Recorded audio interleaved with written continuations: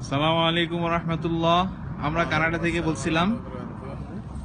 এখন ফেব্রুয়ারি মাসের মাঝামাঝি সময়, এই সময় কানাডাতে 35 to 40 ডিগ্রি থাকার কথা, বাট এখন 8 to 10 ডিগ্রি। কিন্তু এটা বিশ্বের বিষয় যে আপনারা দেখতে পাচ্ছেন যে এখানে প্রচুর স্নো পড়ছে। আজকে এমন স্নো পড়ছে যেমন সারা বছরের মধ্যে সবচেয়ে বেশি স্নো পড়ছে।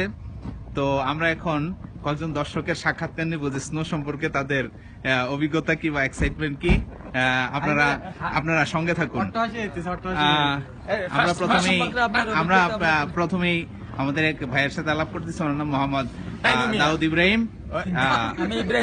আসসালামু আলাইকুম দাউদ ভাই, আপনি এই যে স্নো পড়তেছে আজকে এই ফেব্রুয়ারির 15-16 তারিখ, তো আজকে ঠান্ডা নাই, বাট এই যে স্নো পড়তেছে, এই স্নো পড়তেছে, এই স্নো যে পড়তেছে এই সম্পর্কে আপনার অভিমতি একটু প্রকাশ করেন আমাদের সাথে। জি, আসসালামু আলাইকুম, সবাইকে ধন্যবাদ, আর আমার সাংবাদিক সাহেবকে ধন্যবাদ উনি প্রশ্নটা করার জন্য। আসলে আজকে আমি খুব এক্সাইটেড ফিল করতেছি। উনি ডিম কিনতে যায়, ডিম কিনতে পারে নাই, তারপরে এখন আমরা চিকেন কিনবো। It is really excited, like we are all of guys here. So thank you so much for your question. Okay, thank you very much. করে দেন, ওনার বক্তব্যটা ঠিক হয় নাই। এটা কি ডিম কিনার কোন কথা এটা? উনি আসলে বলছেন যে আমরা আসলে আরেক জায়গায় গেছিলাম, আমরা একটা ফার্মে গেছিলাম, সেখানে ওই চিকেন এবং বিফ এগুলা কেনার জন্য।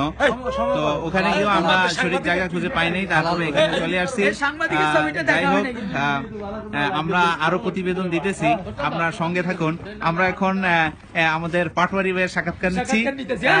পাটোয়ারি ভাই, আপনি আজকের স্নো সম্পর্কে বা ঠান্ডা সম্পর্কে আপনার এক্সপিরিয়েন্স ব্যক্ত করুন। আমার কাছে খুব ভালো লাগতেছে। আমি যখন বাংলাদেশে ছিলাম তখন আমি ভাবছি কোন ফিল্মে যখন দেখতাম যে শুটিং এই অবস্থা দেখতাম, বিশ্বাস করতাম না।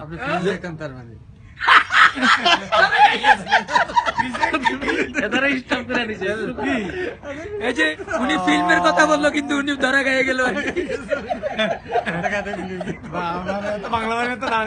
অসুবিধা নাই, ওই আগে একসময় মানুষ ফিল্ম দেখে, অসুবিধা নাই। তো আপনারা দেখলেন উনিও আসলে ওই তার অভিজ্ঞতা প্রকাশ করলো।